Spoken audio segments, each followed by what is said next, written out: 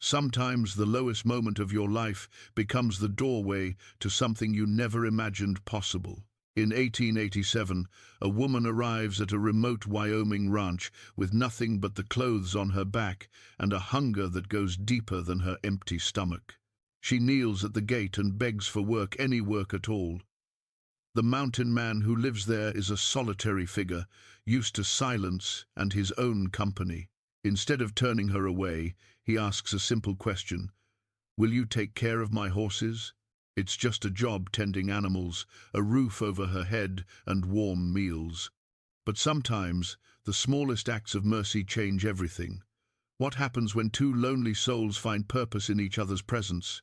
Before we continue, tell us where you're tuning in from, and if this story touches you, make sure you're subscribed, because tomorrow I've saved something extra special for you. The gate stood like a sentinel between two worlds. On one side lay the vast emptiness of the Wyoming territory, windswept and indifferent. On the other, a narrow dirt path wound upward through pine and aspen toward a collection of weathered buildings that seemed to grow from the mountain itself. Sarah Hartwell's knees pressed into the cold earth as she gripped the rough wooden slats, her forehead resting against the sun-bleached wood. She had been kneeling there for nearly an hour. Her traveling dress, once a respectable dove grey, hung on her frame like a shroud.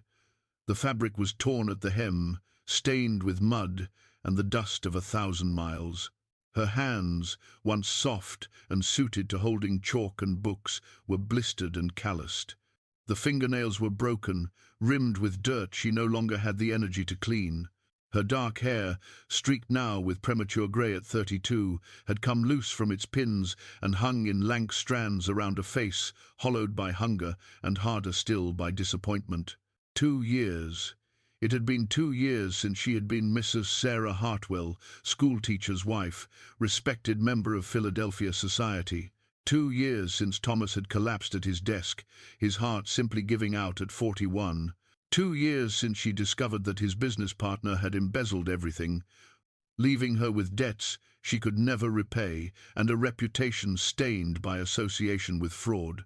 The Philadelphia she had known closed its doors to her. The school board expressed their regrets. The ladies' auxiliary found reasons to be unavailable. Even her own sister, married to a banker, suggested it would be best if Sarah made herself scarce for a while. The shame, you understand. The talk. So she had gone west, chasing the vague promise of fresh starts and new beginnings that everyone spoke of, but few actually found. She had worked as a seamstress in Chicago until the factory closed, as a laundress in Omaha until the owner's advances became too insistent, as a hired girl in Cheyenne until the family's son cornered her in the pantry and his mother blamed her for the incident. Each job lost, each town left behind, took something from her. Pride first, then hope, then finally the belief that she deserved anything better than this, kneeling in the dirt, begging for work from a stranger. The sun had passed its zenith when she finally heard footsteps, heavy boots on hard ground, moving with the measured pace of a man who had nowhere urgent to be. Sarah kept her head down, unable to bear seeing rejection in another face. "You've been there a while." The voice was deep, roughened by disuse, with an accent that spoke of years in the mountains, not unkind, but not particularly welcoming either. Simply stating a fact. "Yes, sir." Sarah's voice came out as barely more than a whisper. She cleared her throat and tried again. "I'm looking for work, any work. I can cook, clean, mend, whatever you need. I don't require much, just food and a place to sleep. Look at me." It was not a request.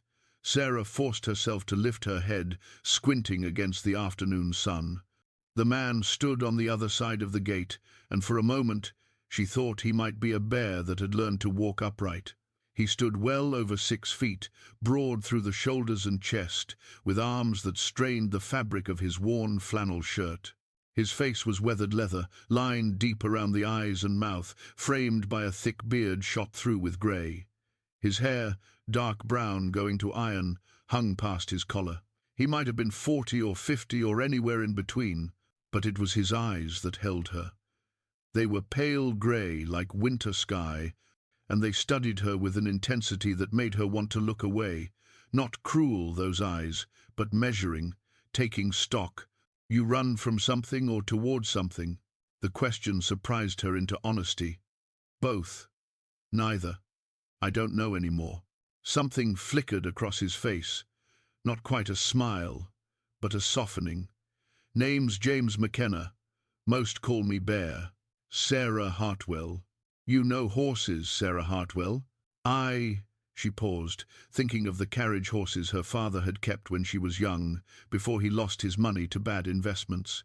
She had loved those horses, had spent hours in the stable when she should have been practicing piano. I'm good with animals. Bear studied her another long moment, then reached out and unlatched the gate. The hinges creaked as it swung open. Will you take care of my horses? Sarah stared at him, certain she had misheard. I'm sorry? I breed horses, working stock mostly, some riding horses for folks who appreciate quality. It's just me here, and I could use help with the animals. You do that, you get a cabin, meals, and a small wage. Nothing fancy. But it's honest work.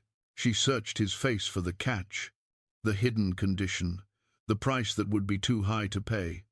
But she found only that same measuring look, and perhaps something else, something that looked almost like loneliness. I'll take care of your horses, she said, and her voice didn't shake. Bear nodded once, as if a bargain had been struck, and gestured up the path. Come on, then. Daylight's wasting. Sarah rose on unsteady legs, her knees protesting after the long wait. She gathered her single carpet bag, everything she owned in the world, and followed him through the gate. As she passed through that threshold, she felt something shift inside her chest. Not hope, not yet, but maybe the absence of despair, which was its own kind of mercy. The ranch revealed itself gradually as they climbed. A main house, solidly built of logs and stone, smoke rising from its chimney. A large barn, its wood silvered with age but well maintained. Several corrals and paddocks, and beyond them pastures that stretched toward the tree line, and everywhere horses, bays and chestnuts, blacks and greys, some grazing peacefully, others watching the newcomers with intelligent eyes. How many? Sarah asked, momentarily forgetting her exhaustion. 42 head at the moment, 3 stallions, 20 mares, the rest are young stock and geldings. Bear's voice changed when he spoke of the horses, taking on a note of quiet pride. I breed for temperament and endurance. Flashy doesn't mean much up here. Need horses that can handle the mountains, the weather, the work. He led her past the main house to a smaller cabin, set back among the pines. It was simple, one room, by the looks of it, but the roof was sound, and the door hung straight on its hinges. This was meant for a hired hand I never got around to hiring, Bear said, pushing open the door. Stoveworks, beds there, privies out back. You'll take your meals at the main house. I eat at dawn and dusk. You miss it, you go hungry till the next one. Sarah stepped inside.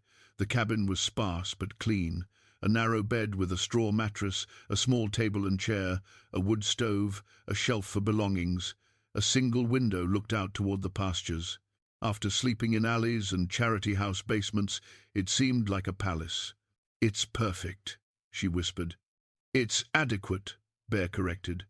I'll expect you at the barn an hour after dawn. I'll show you the horses, teach you the routine. You prove you can handle the work. We'll talk about making this permanent. Thank you. The words felt insufficient for what he was offering her. Thank you, Mr. McKenna. Bear, he said, already turning to leave. Just Bear. And don't thank me yet. You haven't seen how much work 42 horses make. He paused at the door, his broad frame filling it.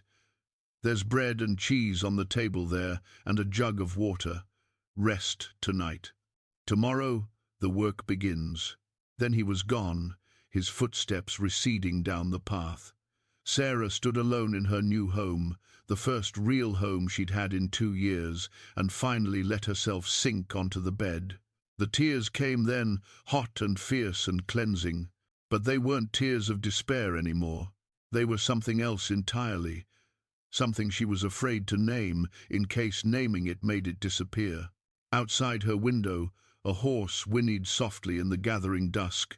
Sarah closed her eyes and, for the first time in longer than she could remember, allowed herself to believe that tomorrow might be better than today. Dawn came cold and clear to the mountains. Sarah woke to the unfamiliar sound of silence, no city noise, no other boarders coughing through thin walls, no landlady banging on doors, just the whisper of wind through pine trees and the distant call of a hawk. She dressed quickly in her oldest clothes, grateful she'd kept her late husband's work shirt for warmth. It hung loose on her frame, but it was sturdy. Her hands trembled slightly as she tied back her hair. Not from fear, but from something she hadn't felt in so long she almost didn't recognize it. Anticipation. Bear was already in the barn when she arrived, forking hay into mangers with the efficient movements of long practice. He glanced up at her approach, nodded once, and continued working. "You'll start with the morning feed," he said without preamble. "Hay first, then grain for those that get it. Each horse has different needs. I'll show you who gets what." For the next hour, Sarah followed him through the barn, learning names and temperaments. There was Granite, the oldest stallion, grey as his name, and wise with years. Thunder, younger and more spirited, who pawed impatiently at his stall door. The mares, Juniper and Sage, Meadow and Willow, each with her own personality, her own way of greeting the morning. But it was the mare in the last stall that stopped Sarah in her tracks. She was a chestnut beauty, delicate-featured with a white blaze down her face, but she pressed herself into the far corner of the stall, trembling, her eyes rolled white-rimmed with fear. "That's Rosie," Bear said, his voice dropping lower. "Got her cheap from a rancher down valley. He'd beaten her near to death for being skittish. She's been here 3 months and still won't let me near her without a fight." Sarah's heart clenched. She knew something about being beaten down by circumstance, about learning to fear every hand that reached for you. Without thinking, she opened the stall door. "Careful," Bear started, but Sarah was already inside. She didn't approach the mare. Instead, she sat down in the clean straw, making herself small, unthreatening. She began to hum an old lullaby her mother had sung, back when the world was kinder. She didn't look at Rosie directly, just sat and hummed and waited. 5 minutes passed, then 10. Bear stood outside the stall, watching with an expression Sarah couldn't read. Finally, Rosie took one step forward, then another. Her nose stretched out, nostrils flaring as she tested Sarah's scent. Sarah remained still, kept humming. The mare took another step, and another, until her soft muzzle touched Sarah's shoulder. "Hello, sweetheart," Sarah whispered. I know what it's like to be afraid." She felt rather than saw Bear move away, giving them privacy. When she finally emerged from the stall 20 minutes later, Rosie was eating hay contentedly, no longer pressed against the wall.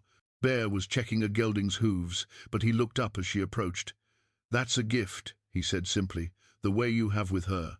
"She just needed someone to understand," Sarah replied.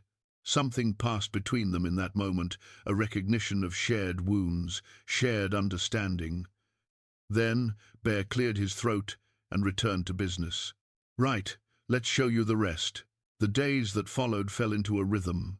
Wake before dawn, feed and water, muck stalls, groom the horses, check hooves and legs for injury, turn out those who could be trusted in the pastures, exercise those who needed it.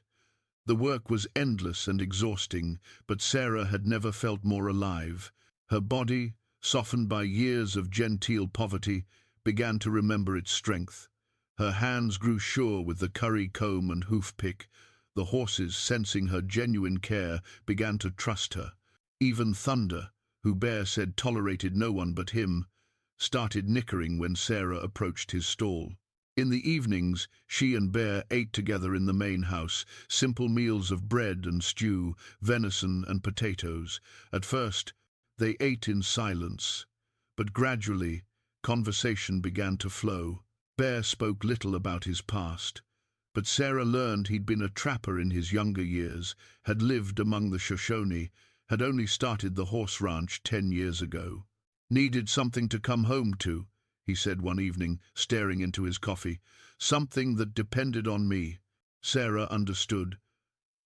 The horses gave purpose to the empty spaces grief created.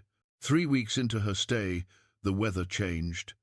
The wind shifted, bringing with it the scent of distant rain and the promise of storm.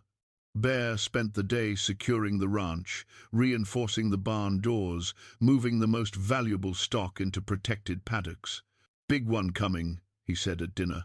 "Mountain storm, could last days." He wasn't wrong. The storm hit just after midnight.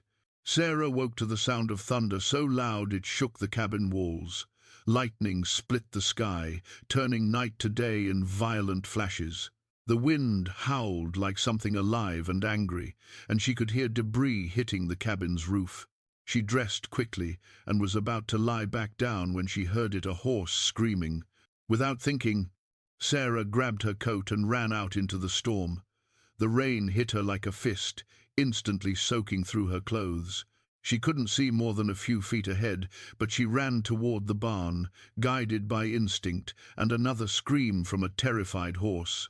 The barn door had blown partially open, banging violently against its frame. Inside, most of the horses were restless but secure. But Rosie's stall was empty. The door somehow opened. And from the far end of the barn, Sarah heard labored breathing. She found the mare in one of the empty foaling stalls, down on her side, her belly distended. Sarah's heart sank. She'd known Rosie was pregnant. Bear had mentioned it, but the foal wasn't due for another month. "Easy, girl," Sarah murmured, kneeling beside the panicked mare. "Easy now." She'd helped birth foals before, years ago on her father's small property. She'd been just a girl then, but her father had believed in teaching practical skills. The knowledge came back to her now, urgent and necessary. The storm raged outside. Lightning illuminated the barn in strobe-like flashes. Sarah worked by feel as much as sight, her hands sure even as her heart pounded. Rosie was in distress.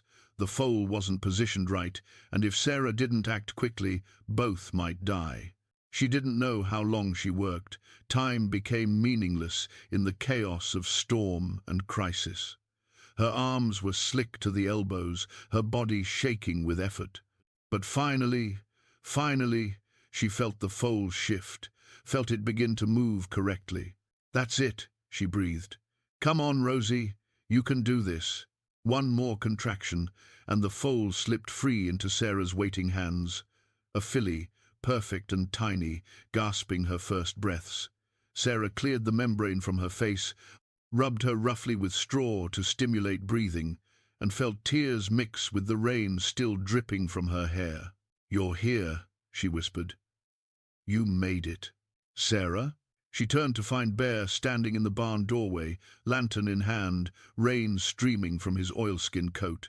His eyes went wide as he took in the scene: Sarah covered in blood and birth fluids, the exhausted mare, the newborn filly already trying to stand on impossibly long legs.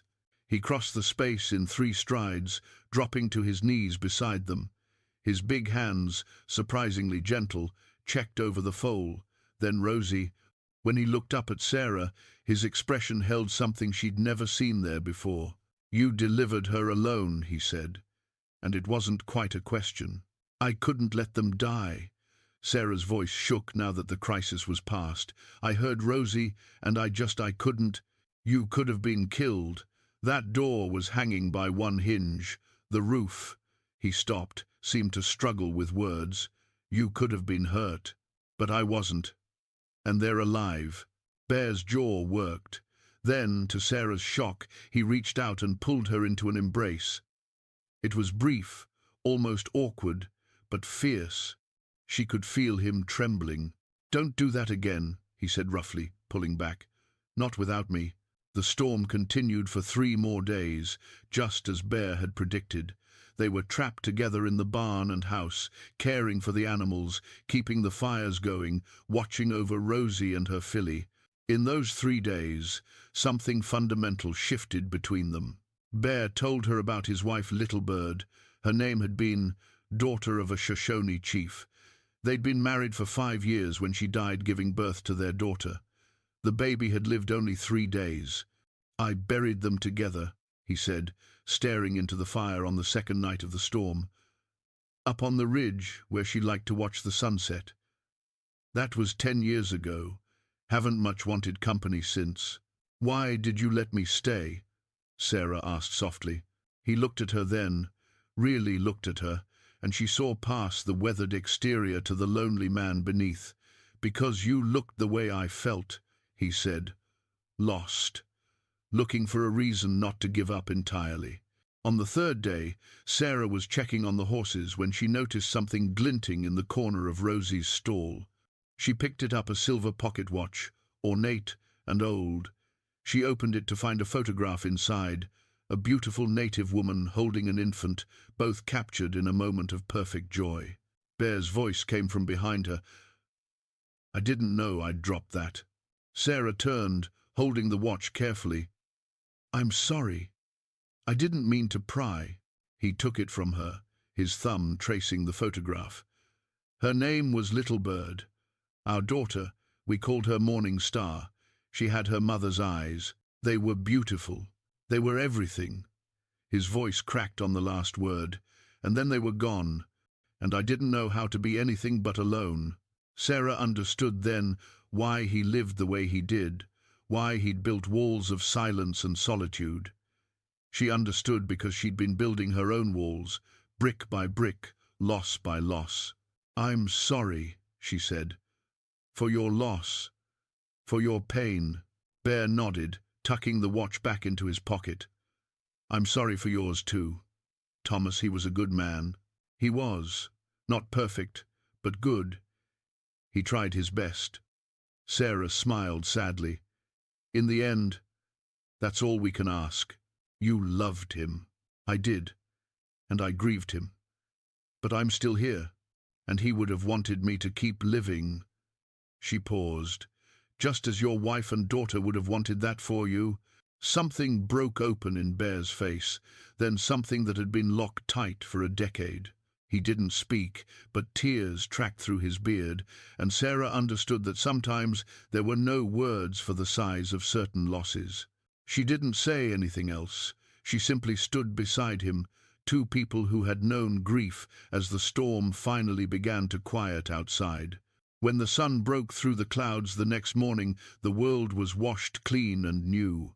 Bear and Sarah stood at the barn door, watching Rosie nuzzle her filly in the pasture, both healthy and strong. "Thank you," Bear said quietly, "for saving them. For—" He gestured vaguely, unable or unwilling to articulate the rest. But Sarah understood, for seeing his grief, for sharing hers, for being someone who could stand in the wreckage of the past and still tend to new life. "You're welcome," she said simply. Neither of them knew yet what was growing between them, but the foundation had been laid in storm and shared sorrow, in the quiet understanding of 2 souls who had survived their own individual disasters and found, against all odds, shelter in each other's company. Late summer brought a golden richness to the valley. The hay was cut and stored, the colts were growing strong, and the ranch's reputation continued to spread. Orders came from as far away as Montana and Colorado. People wanted McKenna horses, known now for their steady temperaments and mountain endurance. Sarah had been at the ranch for 5 months, and in that time she'd transformed from a desperate stranger into something essential. Bear couldn't imagine the ranch without her anymore, couldn't imagine his life without her. She was the first thing he thought of when he woke, and the last thing before sleep. The sound of her laughter had become his favorite music. The sight of her working with the horses, patient and skilled, filled him with a pride that had nothing to do with business success. They hadn't spoken of love yet, not in so many words. But it lived in every shared glance, every casual touch, every evening spent in quiet companionship. They were building toward something. Both of them knew it. But some things couldn't be rushed. Then the letter came. Sarah found it mixed in with the ranch correspondence when she picked up the mail in Prospect. The return address was Philadelphia, and her hands shook as she recognized her cousin Margaret's handwriting. She didn't open it immediately. Instead, she tucked it into her pocket and went about the day's work, feeling its weight like a stone against her hip. That evening, alone in her cabin, she finally broke the seal. The letter was brief and to the point. Margaret's husband, now principal of a prestigious girls' academy, was looking for a teacher. Margaret had convinced him that Sarah, despite her recent circumstances, was qualified. The position was Sarah's if she wanted it. Respectable employment, a return to society. Security. "You've suffered enough," Margaret wrote. "Come home. Come back to where you belong." Sarah read the letter 3 times, and each time she felt something different. Relief that her family hadn't entirely forgotten her, gratitude for the offer. But also, and this surprised her resistance, Philadelphia didn't feel like home anymore. The ranch did. These mountains, these horses, this life she'd built with her own hands, and Bear. Leaving would mean leaving him. She folded the letter and placed it in her journal, but she couldn't stop thinking about it. Over the next few days, she carried it everywhere, unable to decide what to do. Tell Bear, keep it to herself, accept the offer, refuse it. The decision terrified her because either choice meant giving up something important. Accept, and she'd have security but lose the life she loved. Refuse, and she'd be betting everything on a future that Bear had never explicitly promised. Bear noticed her distraction. "Something troubling you?" "No," Sarah lied and felt guilty for it, just tired. But the distance between them grew. Sarah didn't mean for it to happen, but the unspoken secret created a barrier. Bear, sensing her withdrawal, assumed the worst, that she'd tired of ranch life, that she'd realized what everyone in town said was true. She deserved better than a rough mountain man. The situation came to a head when Thomas Garrett returned. He'd completed his review of Bear's breeding stock and was ready to make an offer. But he came with more than just business on his mind. They sat in Bear's main room, negotiating the sale of 3 young mares. It was a fair deal, profitable for Bear and reasonable for Garrett. But as they were finalizing the agreement, Garrett shifted topics. "I've been thinking about what we discussed earlier, McKenna, about expansion, partnership. I still think there's opportunity for us to work together." Bear's jaw tightened. "I work alone, always have. Except you don't anymore, do you?" Garrett's eyes flicked to where Sarah was visible through the window, working with Rosie in the paddock. "You've got capable help now.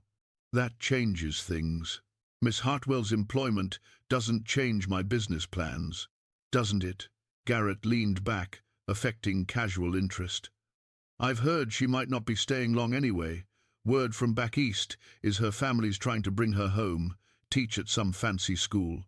Bear's blood went cold. He looked at Sarah through the window, saw the way she moved with unconscious grace, and felt something crack inside his chest. Was it true? Was she planning to leave? "That's her business," he said roughly. "Of course, but when she goes, you'll be back where you started, alone, trying to manage more than one man can handle." Garrett pulled out a document. "My offer stands. Partnership. You provide the breeding expertise, I provide the capital and land for expansion. We'd both profit." "And what would you get beyond profits?" Bear asked, his voice dangerous. Garrett smiled. "I'm a businessman, McKenna. I see opportunities and I take them. Miss Hartwell is a remarkable woman, wasted on manual labor.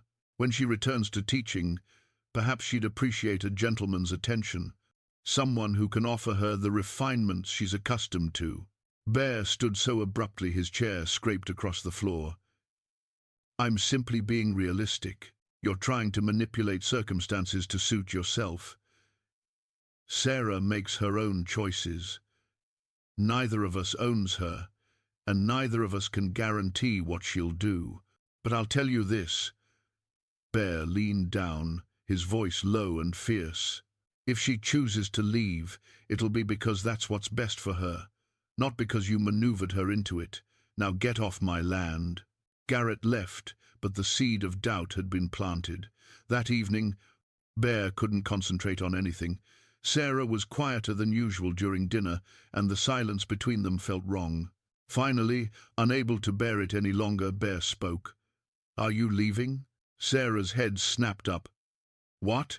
Garrett said your family wants you back east. Teaching position. His hands clenched on the table. Is it true? Sarah's face flushed. How did he? She stopped, shook her head. Yes, my cousin wrote, there's a position available. The confirmation hurt worse than Bear had expected. Why didn't you tell me? Because I didn't know what to say. I didn't know what I wanted to do. Didn't know? Bear pushed back from the table, unable to sit still. Sarah, if you want to go, just go. Don't drag it out. That's not fair. What's not fair is finding out from Thomas Garrett that you're planning to leave. What's not fair is realizing I've been building towards something while you've been keeping secrets. Sarah stood too, her own temper rising. I kept nothing from you. I was trying to figure out what I wanted. And have you? Figured it out. I was close. Until Garrett showed up and you started accusing me of betrayal. Her eyes flashed. What exactly have you been building toward, Bear? You've never said. We kiss in meadows and hold hands and share meals, but you've never once said what you want from me, what I am to you. Bear opened his mouth, then closed it. She was right. He'd been too afraid of rejection, too convinced she'd eventually leave, to speak his feelings plainly. I thought it was obvious, he said finally, weakly. It's not. Nothing's obvious. I'm standing here trying to choose between two lives, and I don't even know if one of them is real or just something I'm imagining. They stared at each other across the kitchen, both hurt and both too proud to bridge the gap. Finally, Sarah turned away. I need to think. Alone. She left, and Bear let her go. He sank back into his chair, feeling older than his years. Garrett had been right about one thing. Sarah deserved better than this. Better than a man who couldn't speak his heart plainly. But the thought of losing her was unbearable. The ranch would survive. He'd managed alone before. But he didn't want to just survive anymore. He wanted to live. And Sarah had taught him the difference. In her cabin, Sarah sat on the bed, with both letters in her hands. The one from Philadelphia, and the one she'd started writing to Margaret but never finished. The one that said, I'm staying. She'd made her decision days ago, really. She was staying. The ranch, the horses, the mountains. Bear, this was where she belonged. But Bear's reaction tonight had shaken her. Maybe she'd been wrong. Maybe he saw her as temporary all along, helpful but ultimately dispensable. She pulled out the Shoshone necklace that Bear had given her weeks ago, the one that had belonged to his late wife. She'd worn it every day since, tucked beneath her shirt where no one could see. A promise, she'd thought, a sign that he saw a future with her. But maybe she'd been reading meanings that weren't there. Maybe Bear gave away pieces of his past to everyone. Maybe she was just another hired hand who happened to be useful with horses. Sarah pressed the heels of her hands against her eyes, willing herself not to cry. She'd survived worse than heartbreak. She'd survived this too. But oh, how it hurt. How it hurt to realize she'd fallen completely in love with a man who might never love her back the same way. Outside, the mountain wind whispered through the pines. Somewhere in the dark, a horse whinnied softly. The sounds that had become home to her. The sounds she couldn't imagine living without. But maybe imagination wasn't enough. Maybe it was time to face reality and make the safe choice, even if it meant leaving her heart behind in the Wyoming mountains. 3 days passed in painful awkwardness. Sarah and Bear worked together because the horses still needed care, but the easy companionship was gone. They spoke only when necessary, kept their distance, and both looked miserable. The horses sensed the tension. Even Thunder, usually calm under Bear's hand, became skittish and difficult. Rosie refused to leave her stall one morning, standing protectively over Storm as if sensing danger. It was the mare's distress that finally forced Sarah and Bear to work together properly. Rosie had developed a slight limp, favoring her front left leg. Sarah noticed it first, but she needed Bear's strength to examine the hoof properly. "Hold her steady," Sarah said quietly, running her hand down Rosie's leg. Bear murmured to the mare, his big hands gentle despite the tension in his shoulders. Sarah worked carefully, checking for stones or infection. The mare trembled but allowed the examination. "There," Sarah said finally, finding a small abscess forming. "We need to poultice this. If it gets worse, she could be permanently lamed." They worked together through the afternoon and into the evening, taking turns keeping the warm compress on Rosie's hoof, monitoring her temperature, ensuring she stayed calm. The crisis demanded their full attention, leaving no room for wounded pride or hurt feelings. As night fell, Sarah prepared another poultice, while Bear held Rosie's head, speaking soft words in Shoshone. Sarah caught fragments of what he was saying, words she'd picked up over the months, and realized he was telling the mare about the storm, about the night Storm was born, about Sarah's courage and skill. "You're healing," Sarah said quietly. "Your Shoshone is improving." Bear looked at her over Rosie's back, and in the lantern light, his eyes were full of regret. "Not the only thing that needs healing." Sarah's hands stilled on the bandage. "No, it's not." They continued working in silence, but something had shifted. The wall between them had developed cracks. When Rosie was finally settled and comfortable, both of them exhausted, they stood outside the stall. The night was clear, stars scattered across the sky like spilled salt. "Sarah," Bear started. "Let me speak first." Sarah took a breath, gathering courage. "I've made my decision. About Philadelphia." Bear braced himself, his jaw tight. "I'm not going. I tore up the letter 3 days ago. Before Garrett came, before we argued, I'd already decided to stay." Bear's eyes widened. "You had?" "Yes, because this is where I belong, with the horses in these mountains. With," she faltered, then pushed forward, "with you, if you'll have me." Bear reached for her, then stopped himself. "Sarah, I need to tell you something. I should have said it weeks ago, months ago maybe. I was just—" He shook his head. "I was terrified." "Of what?" "Of this, of caring for someone again, of building a life with someone and then losing them." His voice dropped. "I lost everything once, my wife, my daughter. It nearly destroyed me. Coming back from that kind of pain, I didn't think I could survive it twice. So you kept me at arm's length." "I tried to, but Sarah, you got past every defense I had. You walked into my life and reminded me what it felt like to want something more than just surviving another day." He moved closer, his hands reaching for hers. "I love you. I've loved you since the night you delivered Storm, in the middle of that storm, risking yourself for a frightened mare, maybe even before that." Sarah's breath caught. "Bear, I'm not good with words. I'm rough and uneducated, and I live hard. But I love you more than I've ever loved anyone, including—" He stopped, struggled. "Including her. Little bird. She was my first love, and I'll always carry her memory. But you're my second chance, and I'll be damned if I lose you because I was too afraid to speak plainly." He released one of her hands to reach into his pocket, pulling out the beaded Shoshone necklace. "I gave this to you before, but you probably didn't understand what it meant.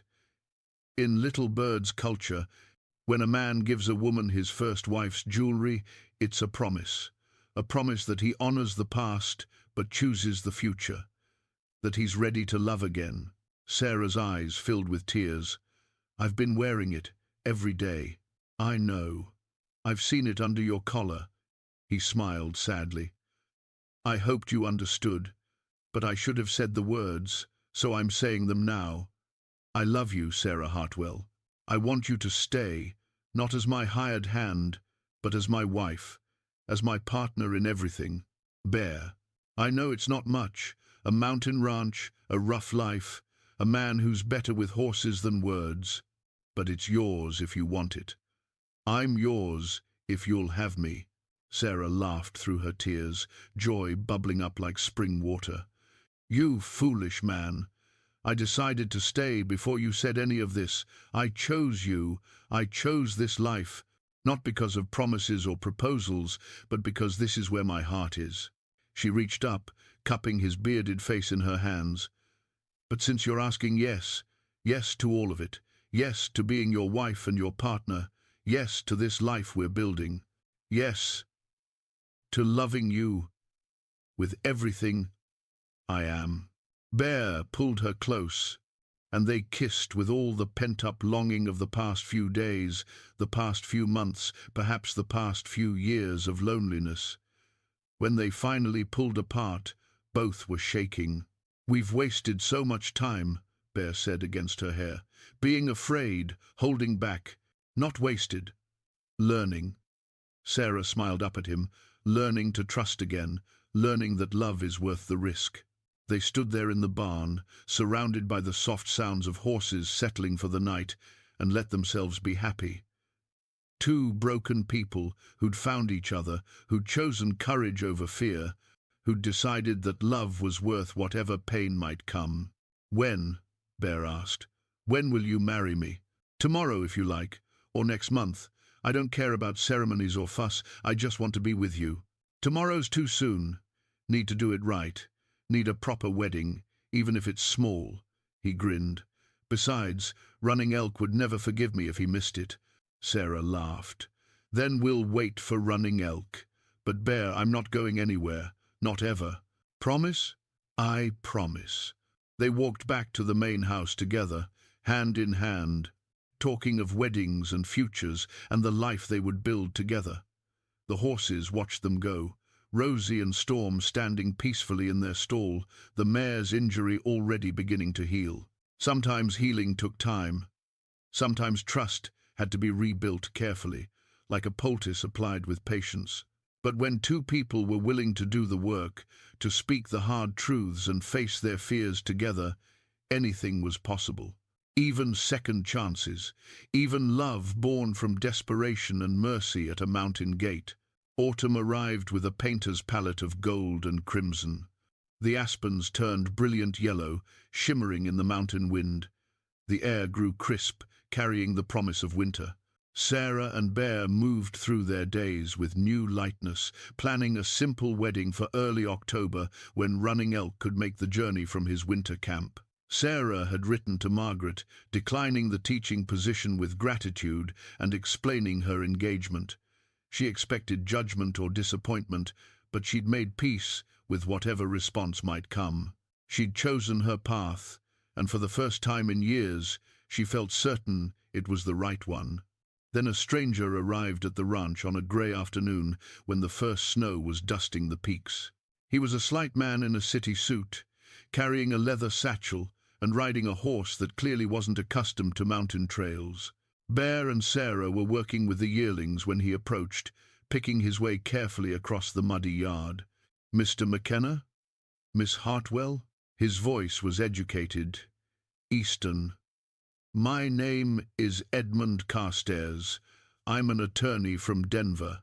I've been looking for Miss Hartwell for quite some time. Sarah's stomach dropped. Had someone filed a claim against her late husband's estate? Was she being sued for debts she couldn't pay? All her old fears came rushing back. Looking for me? Why? Carstairs dismounted carefully, brushing dust from his coat. Could we speak somewhere private? This is a matter of some delicacy and considerable importance.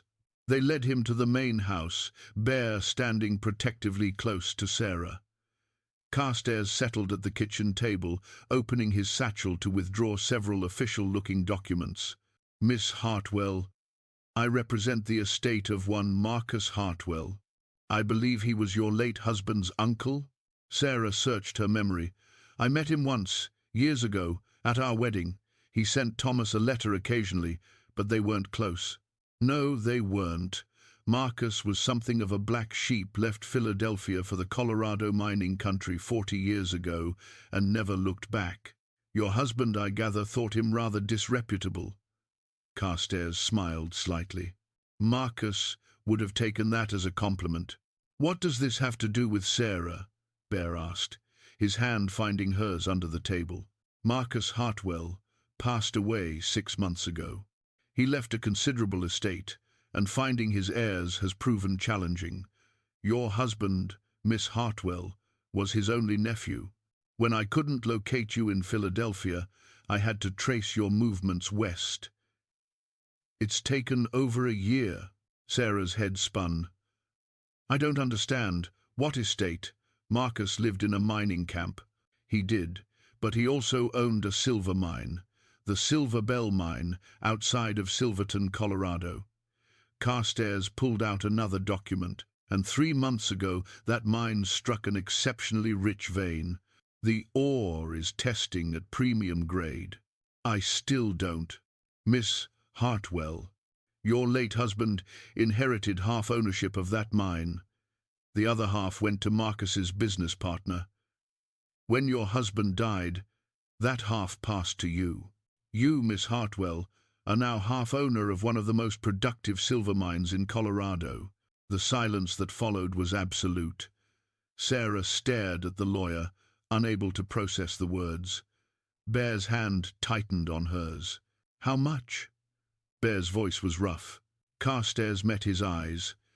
"Current estimates place the mine's value at approximately $200,000, with projected annual profits of $30,000 to $40,000. Miss Hartwell's share would be half that." Sarah's vision swam. $100,000. She'd been living on pennies, begging for work, believing herself destitute, and all along she'd been— "That can't be right," she whispered. "Thomas's business partner embezzled everything. We lost everything. He embezzled from the Philadelphia shipping business, yes, but Marcus's mine was purchased years earlier, before your husband even married. The investment was separate, held in trust, and thus protected from creditors and fraud. It was simply overlooked in the chaos following your husband's death." Carstairs slid papers across the table. "I need your signature on several documents to formalize the transfer. The mine is operating profitably under current management. You need do nothing but collect quarterly dividends, or you could sell your share. I have 3 separate offers already." Sarah couldn't move, couldn't think. Suddenly, impossibly, she was wealthy. She could go anywhere, do anything. She could return to Philadelphia in triumph, buy a house, live independently with comfort and security. All the things she'd lost, she could have back. I need time to think," she managed. "Of course. I'm staying at the hotel in Prospect for the next 3 days. You can find me there when you're ready." Carstairs stood, leaving the papers on the table. "Congratulations, Miss Hartwell. Your circumstances have changed considerably."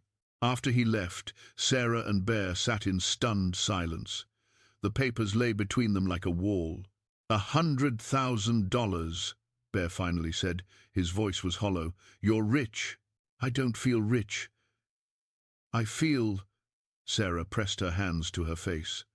"I feel like I'm dreaming. You could go anywhere now, do anything." Bear stood abruptly, moving to the window.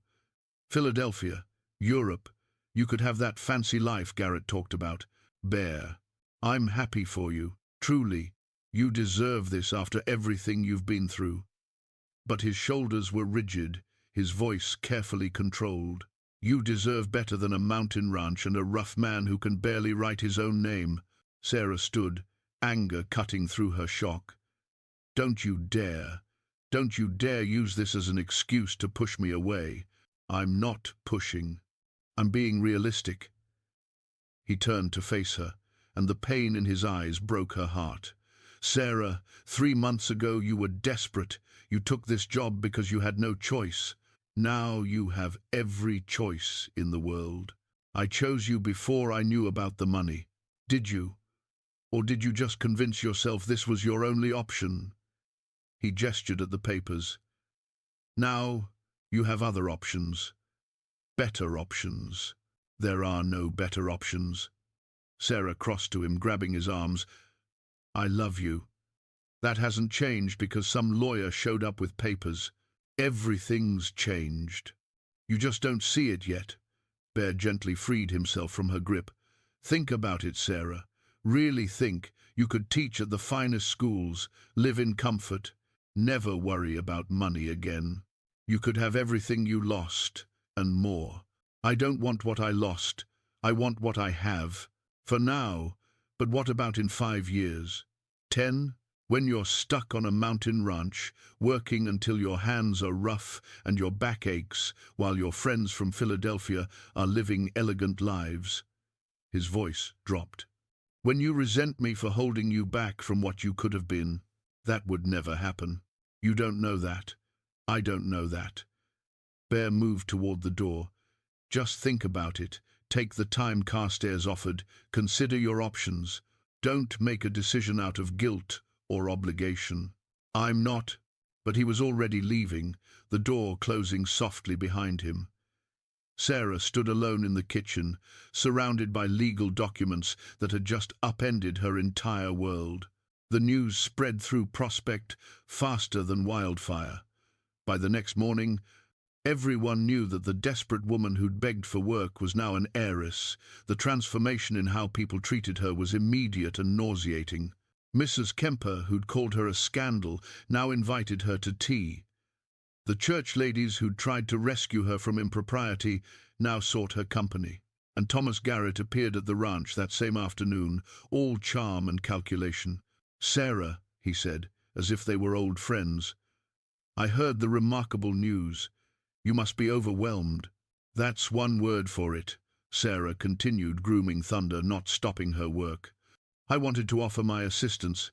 Managing such wealth can be complicated, especially for someone," he caught himself, "for someone without experience in such matters. I have connections in Denver, financial advisors who could help you make the most of your good fortune." "How thoughtful." "And perhaps," Garrett moved closer, "perhaps you might reconsider my earlier offer, not as a hired woman, of course, but as a proper wife to a man who could match your new station. We could merge our holdings, build something truly impressive." Sarah set down the curry comb and faced him fully. "Mr. Garrett, let me be very clear. My circumstances have changed, but my feelings haven't. I'm engaged to Bear McKenna. That hasn't changed and won't change.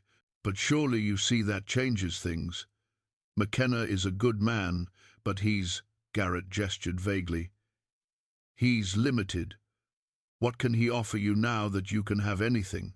He can offer me love, respect, a partnership based on who I am, not what I'm worth." Sarah's voice was steel. "Something you've never offered and never will." Garrett's face hardened. "You're making a mistake. McKenna's land claim isn't even secure. There are boundary disputes, questions about the original homestead filing. If someone were to challenge it in court, he could lose everything." "Is that a threat?" "It's information, the kind of information a friend might share." His smile was cold. "Think carefully about where your loyalties lie, Sarah, and about what happens to McKenna if you tie your fortune to a man whose own holdings are built on sand." He left, and Sarah stood shaking with anger, but beneath the anger was fear. Could Garrett really challenge Bear's land? And what would Bear do if she used her new money to secure it? Would he see it as help or charity? Would it drive them further apart? That evening she found Bear in the barn, working late. He looked exhausted, and she knew he'd been avoiding her all day. "We need to talk," she said. "I know." He set down the bridle he was mending. "Sarah, I've been thinking, so have I, and I've made some decisions. She pulled out the papers Carstairs had left. I'm going to accept the inheritance, sign all the papers, make it official. Something died in Bear's eyes. I understand. No, you don't. Let me finish. Sarah took a breath. I'm accepting the money because it's mine, and because refusing it would be foolish. But I'm not leaving. I'm not changing my plans. I'm marrying you, just as we arranged. Sarah, and I'm using half the mine's income to secure your land claim, to expand the ranch, hire proper help, and build the operation into something that can support multiple families. She held up a hand when he tried to interrupt. Not as charity, as investment, as partnership. The papers will show I own half the ranch, equal partners in everything. I can't let you. You can't stop me. This is my choice, my money, my decision about how to use it. She moved closer. Bear, I know you're afraid I'll regret this, that I'll wake up one day and resent you for the life I gave up. But the only life I'd regret is one without you. Bear's throat worked. The town will say I married you for your money. Let them say it. We'll know the truth. She pulled out one more document. And I have proof. This is a deed transfer, prepared by Carstairs at my request. It signs half the ranch to you. No conditions. Effective immediately. Even if I never sign the mine papers, this becomes yours. Not because of marriage, but because of what we've built together.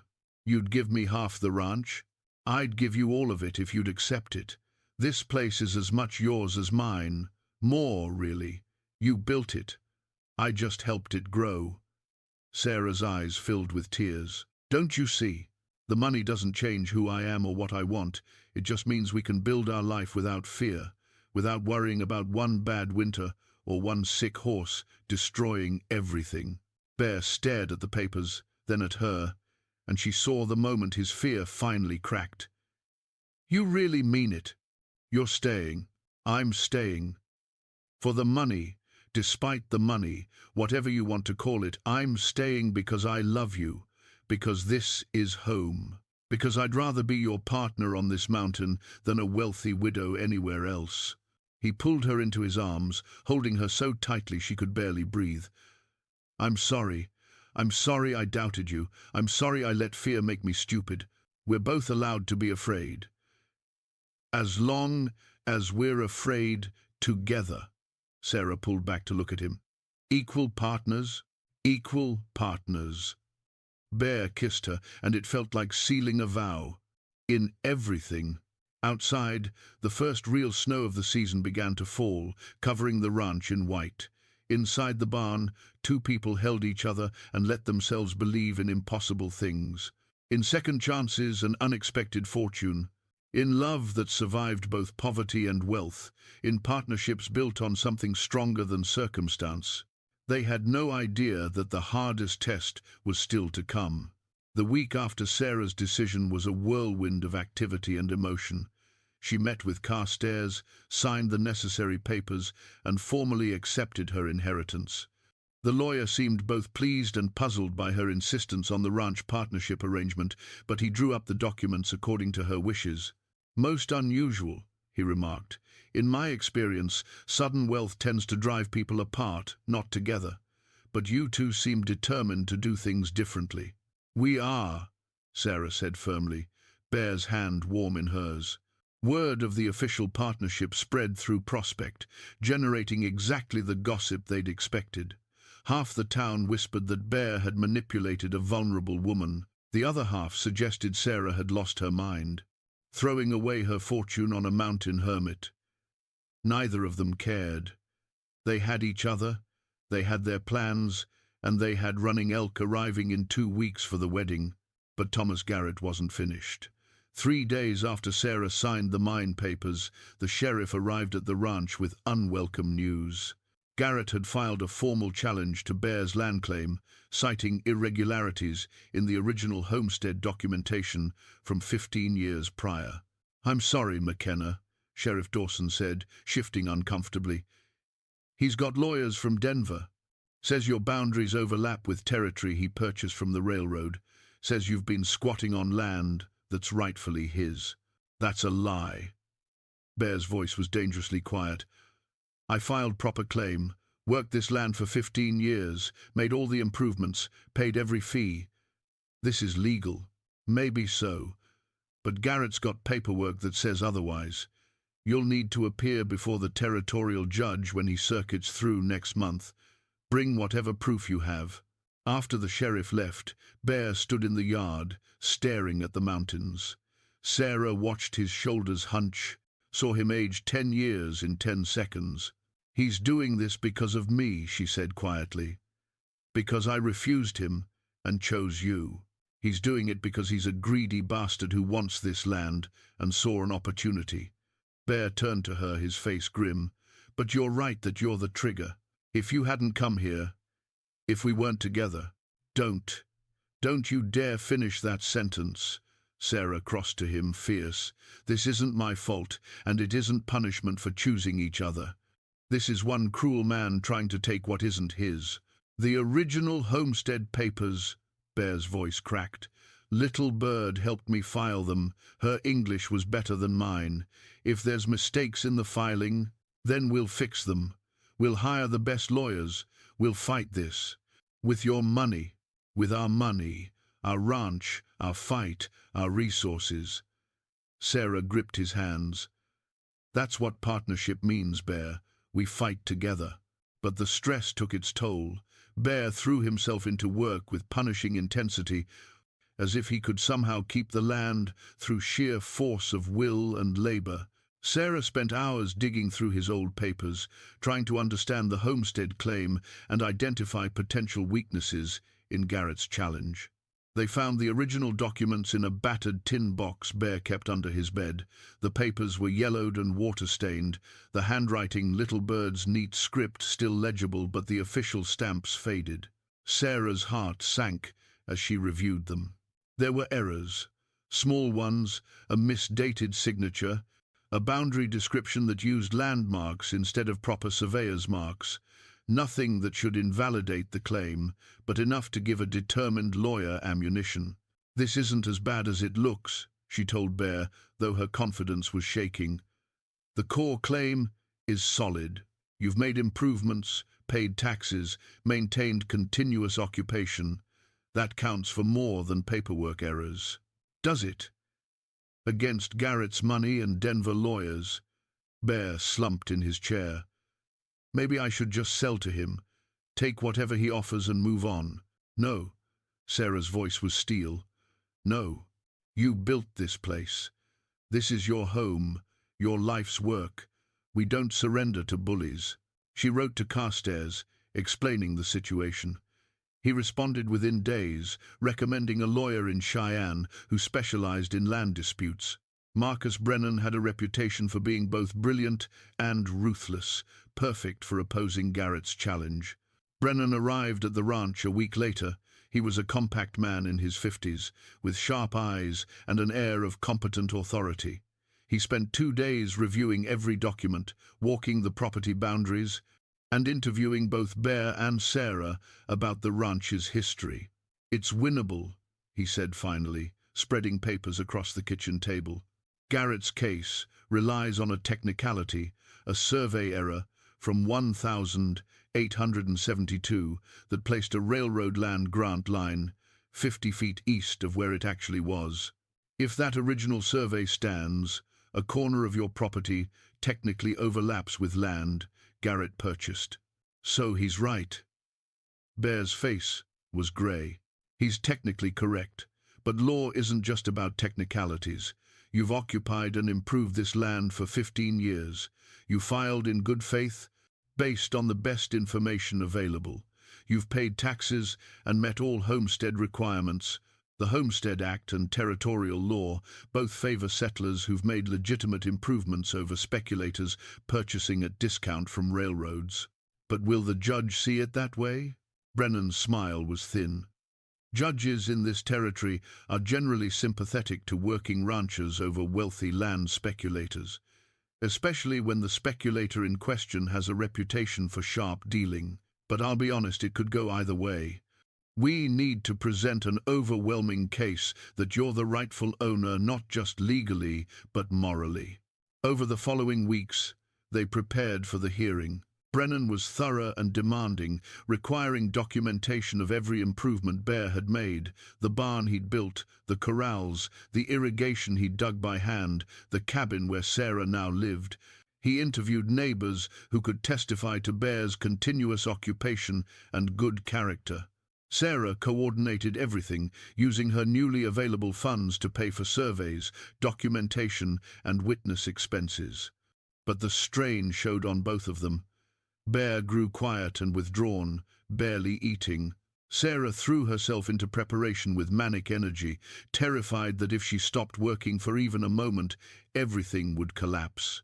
Their wedding plans hung in limbo.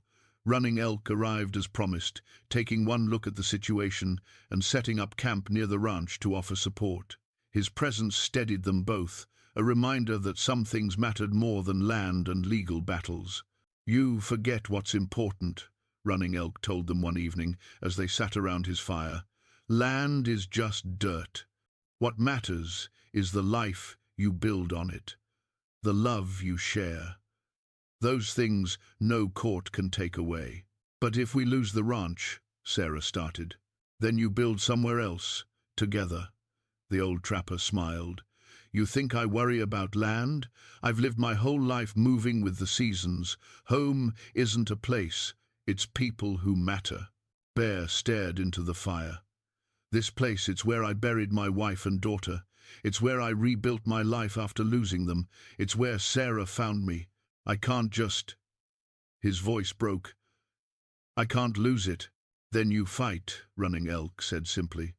"But you fight knowing that the land doesn't define you, you define yourself."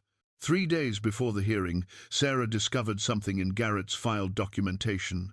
She was reviewing copies of his land purchase records when she noticed an inconsistency.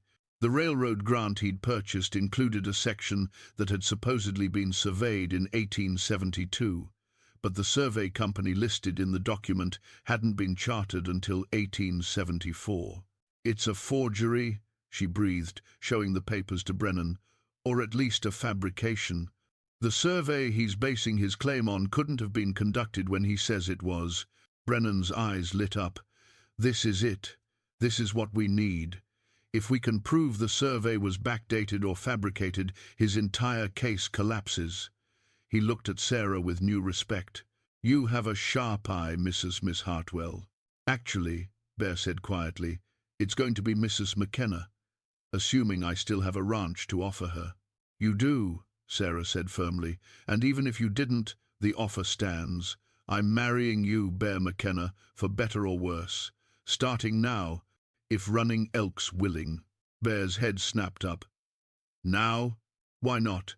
We've waited long enough. We've let fear and circumstances dictate everything.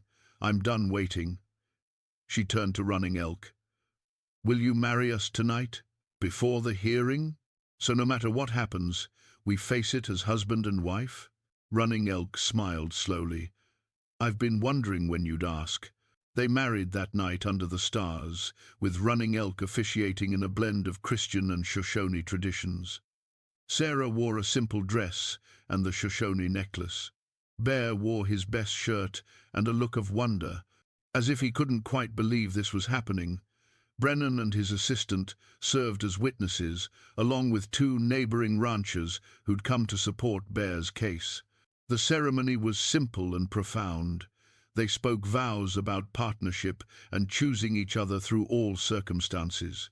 Running Elk blessed them in Shoshone, calling on the spirits of the mountains to watch over their union. And when Bear kissed his wife for the first time as a married couple, Sarah felt complete in a way she'd never imagined possible. "No matter what happens tomorrow," Bear whispered against her hair, "I'm the luckiest man alive." "Not luck," Sarah corrected. "Choice." That night, Sarah moved her things from the small cabin to the main house.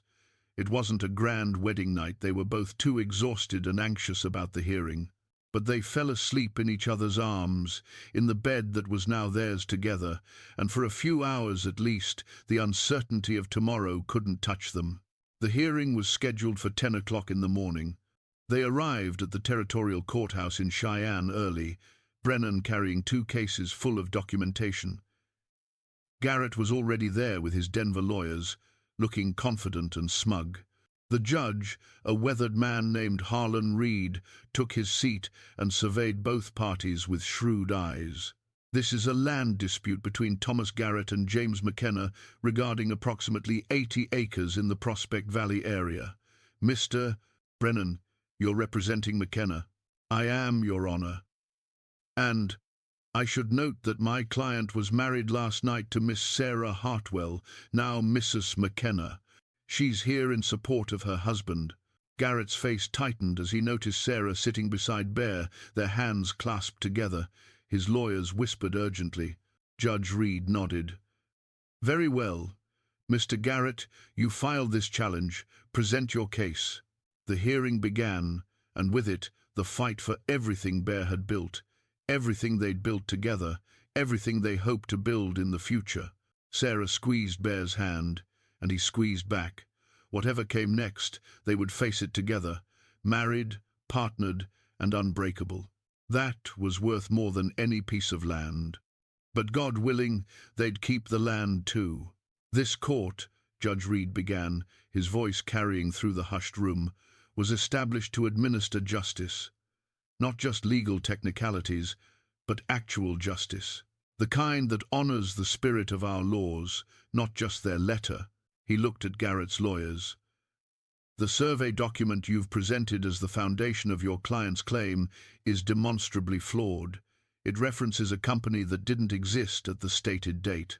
That alone raises serious questions about the legitimacy of Mr. Garrett's purchase. Garrett started to stand, but his lawyer pulled him back down. Furthermore, Reed continued, even if we set aside the survey issue, this court must consider the purpose and intent of the Homestead Act. That act was designed to encourage settlement, improvement, and productive use of territorial lands. Mr. McKenna has done exactly that. For 15 years he has occupied, improved, and maintained the disputed property. He has paid all required taxes and fees. He has contributed to this territory's development. The judge turned to Bear. Mr. McKenna, your original filing did contain errors. In the future, I'd suggest consulting with an attorney for such matters. However, these were honest mistakes made in good faith, and they do not invalidate your fundamental claim. You have met every substantive requirement of the Homestead Act. Sarah gripped Bear's hand so tightly her knuckles went white. Mr. Garrett, Reed said, his tone cooling, you purchased land from the railroad at discounted rates, which is your right, but you cannot use questionable surveys to expand that purchase into territory that has been lawfully occupied and improved by another man. This court will not reward speculation and legal maneuvering over genuine settlement and hard work. The gavel came down with a sharp crack. I rule in favor of the defendant, James McKenna. His homestead claim is valid and will remain valid. The boundary lines will be established according to his original filing, corrected for any survey errors. Mr. Garrett's claim to the disputed acreage is denied. For a moment, Sarah couldn't breathe. Then the meaning of the words hit her, and she turned to Bear, tears flowing freely. He looked stunned, as if he couldn't quite believe what he'd heard. We won, she whispered. Bear, we won. His arms came around her, lifting her off her feet in a fierce embrace. Around them, the courtroom erupted in murmurs. Brennan was shaking hands with his assistant, grinning. Running Elk, who'd been sitting quietly in the back, nodded with satisfaction. Garrett stood abruptly, his face mottled with fury. He pushed past his lawyers and approached Bear and Sarah. This isn't over, McKenna. I'll appeal. Mr. Garrett. Judge Reed's voice cut through. I'd advise against making threats in my courtroom. And I'd further advise you to consider carefully before filing appeals based on the same flawed documentation. This court does not look kindly on frivolous or malicious litigation. Garrett's mouth worked, but no words came out. Finally, he spun on his heel and stalked from the courtroom, his lawyers scrambling to follow. Judge Reed approached Bear and Sarah. "Mr. McKenna, Mrs. McKenna, congratulations on your marriage and on your victory. I hope you have many good years on that land you've worked so hard to keep." "Thank you, Your Honor." Bear's voice was thick with emotion. "Thank you for seeing the truth. The law is supposed to protect honest folk doing honest work. Glad I could uphold that today." Reed smiled. "Now go home to your ranch. I believe you have horses that need tending." Outside the courthouse, the autumn sun was bright and warm. Sarah and Bear stood on the steps, breathing in the sweet air of victory and relief. Running Elk joined them, placing a hand on each of their shoulders. "The spirits favor those with true hearts," he said. "They were with you today." Brennan emerged with his paperwork. "I'll file all the necessary documents to make the ruling official. Within a week, you'll have clear, undisputed title to your land. And Mrs. McKenna," he nodded to Sarah, "your discovery of that survey discrepancy was brilliant. You may have missed your calling as a legal investigator." Sarah laughed, giddy with relief. "I'll stick with horses, thank you, but I appreciate the compliment." They celebrated that night at a modest hotel in Cheyenne, the four of them, Bear, Sarah, Running Elk, and Brennan, sharing a meal and toasting their victory. But both Bear and Sarah were eager to return home, to see their ranch with new eyes, now that they knew it was truly, legally, unquestionably theirs. The next morning, they began the journey back to Prospect Valley. As they crested the final ridge and saw the ranch spread out below them, the barn, the corrals, the pastures with horses grazing peacefully, Bear pulled the wagon to a stop. "Look at it," he said softly. "Really look at it." Sarah did.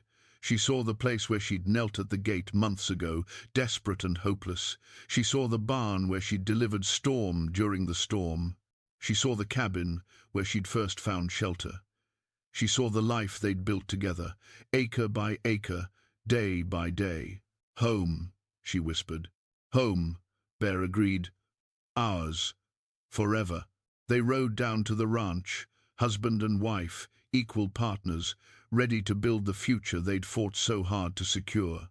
6 months later, spring returned to the mountains with its annual promise of renewal. The snow retreated, the meadows bloomed, and the ranch thrived in ways Bear had never imagined during his solitary years. The Hartwell McKenna Ranch, the new sign, hung over the gate. Carved by Bear and painted by Sarah, had expanded exactly as they'd planned. They'd hired 2 hands to help with the growing herd, young men from town who were grateful for honest work and fair treatment. The breeding program Sarah had developed was producing horses that were in demand across 3 territories. But more than business success, the ranch had become something neither of them had dared hope for, a real home, filled with life and laughter. Sarah stood at the paddock fence, watching Bear work with a young colt. Her hand rested on the small swell of her belly, barely visible yet, but unmistakable to her. She hadn't told him yet. She wanted to wait for the right moment, to find the perfect words for news that felt miraculous after everything they'd survived. Bear glanced up and caught her watching. His face broke into the smile he saved just for her, the one that transformed his weathered features and made her heart skip even now, after months of marriage. He handed the colt's lead to one of the ranch hands and crossed to where she stood. "You're staring," he said, leaning in to kiss her. "I'm appreciating," she corrected. "There's a difference." "Appreciating what?" "Me getting covered in mud and horsehair. Appreciating my life, my husband, my home." Sarah smiled. "Everything." Bear's arms came around her, careful and gentle. He was always careful with her now, as if she might vanish if he held too tight. She'd told him countless times that she wasn't going anywhere, that she was exactly where she wanted to be, but some fears took time to fully release. "I have news," she said softly. "Good news." "Oh." Bear pulled back to look at her face. "We're going to need to build a nursery. The cabin I used to live in would work, actually. Close enough to the main house, but separate, so the baby doesn't disturb the horses when it cries." She watched his face as understanding dawned. "Baby?" His voice cracked on the word. "Sarah, are you?" "I am." "About 3 months along, the doctor in Cheyenne confirmed it when I went to sign the mine papers last week." Bear's knees actually buckled. Sarah grabbed his arm, laughing and crying at once. "Steady there, mountain man. You've faced down grizzlies. Surely one little baby doesn't scare you." "Terrifies me," he admitted, his eyes wet. "Sarah, what if I can't protect? What if something happens like before?" She cupped his face in her hands, forcing him to meet her eyes. "Bear McKenna, listen to me. What happened to Little Bird and your daughter was a tragedy, but it wasn't your fault, and it's not going to happen again. We have doctors, we have resources, and we have each other. This baby is going to be fine. We're going to be fine.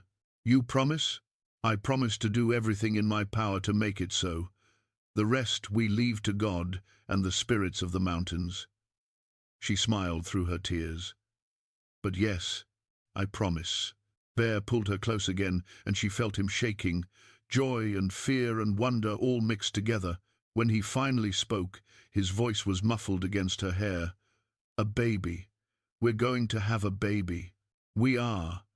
Due in the fall, right when the aspens turn golden. I don't know how to be a father. Neither of us knows how to be parents. We'll learn together, just like we learned everything else." That evening, they shared the news with Running Elk, who had decided to spend the summer near the ranch. The old trapper laughed with delight and immediately began planning a proper blessing ceremony for when the baby was born. "This child will be born into 2 worlds," he said. "Anglo and Shoshone, mountain and valley, strong medicine, good fortune." They also wrote to Sarah's cousin Margaret, who responded with a letter full of congratulations and gentle disbelief that Sarah had found such happiness in the wilderness. "I confess I didn't understand your choice," Margaret wrote. "But seeing how you write about your life there, about Bear and the ranch, I begin to see the wisdom in it. You've found something rare and precious, true partnership, true purpose. I envy you that, cousin." As summer progressed, they made good on their other plans. Sarah began teaching again, but on her own terms, a small school on the ranch property for children from surrounding homesteads. 3 days a week, 6 or 7 children gathered in the converted cabin, learning, reading, and arithmetic and history. The rest of the week, Sarah worked with the horses and managed the ranch's growing business. The mine continued to produce steady income, more than they needed for comfortable living. They used it to help other families struggling in the valley, offering fair prices for goods and extending credit to those who needed it. The same townspeople who'd once gossiped about Sarah's impropriety now sent their children to her school and sought her advice on matters ranging from education to business. Even Mrs. Kemper at the general store had thawed, though she'd never quite apologized for her earlier cruelty. Sarah didn't need her apology. She'd learned that the best revenge was a life well lived, and she was living hers to the fullest. On a warm evening in late summer, Sarah and Bear rode up to the high meadow where he'd given her the wildflower months ago. The same flowers bloomed now in profusion, painting the ground in brilliant colors. They dismounted and walked among the flowers, hand in hand. Sarah's belly was round now, the baby moving actively inside her. Bear kept placing his hand on her stomach, marveling every time he felt a kick. "Remember when I knelt at that gate?" "I remember a woman who was braver than she knew," Bear replied. "Strong enough to keep going when she had every reason to give up. I wasn't brave. I was desperate. Sometimes they're the same thing." Bear pulled her close, resting his chin on top of her head. "I remember thinking I should probably turn you away, that having someone around would complicate things, that I was better off alone. What changed your mind? Your eyes. When you looked up at me, I saw someone who understood loss the way I did, who knew what it was like to have everything taken away. He paused, and I saw someone who still had hope, buried deep down. I wanted to protect that hope, give it a chance to grow. You did more than that. You gave me a life, a purpose, a home. Sarah turned in his arms to face him. You gave me you. We gave each other a second chance, Bear corrected, and we'll give our child a first chance at a life built on love and work and the good things that come from choosing courage over fear. They stood there as the sun set behind the mountains, painting the sky in shades of gold and rose. In a few months, their child would be born. In a few years, that child might have brothers and sisters. They would build something that lasted, not just a ranch, but a legacy of love and partnership. Sarah thought of the woman who had knelt at the gate, hollow-eyed and hopeless. She thought of the man who had answered, lonely and locked in grief, and she marveled at how a simple question about horses had changed everything. "Will you take care of my horses?" Bear had asked. She had. And in caring for them, she'd found herself cared for in return. She'd found purpose, dignity, and a place to belong. She'd found love, the second chance kind, that was all the sweeter for being unexpected. The gate still stood at the edge of the property, weathered and sturdy. Every time Sarah passed it, she remembered, not with pain but with gratitude. That gate had been a threshold between desperation and hope, between ending and beginning, and on the other side, a mountain man had been waiting with a simple question that would change both their lives forever. Sometimes mercy looks like a job tending horses. Sometimes salvation comes dressed in flannel and work boots, asking if you'll help with the animals. Sometimes the lowest moment of your life really is the doorway to something you never imagined possible. Sarah had learned that truth, lived it, and would pass it on to her children. That second chances exist for those brave enough to knock on gates and ask for help, and for those generous enough to answer with mercy instead of judgment. Under the vast Wyoming sky, with her husband's arms around her and their child growing within her, Sarah Hartwell McKenna finally understood what home meant. Not a place, though the ranch would always be precious. Not security, though they had that now in abundance. Home was choosing each other, every day, through storms and victories and all the ordinary moments in between. Home was partnership, built slowly and carefully like a barn raised one board at a time. Home was love that saw past surfaces to the wounded hearts beneath and chose to heal together.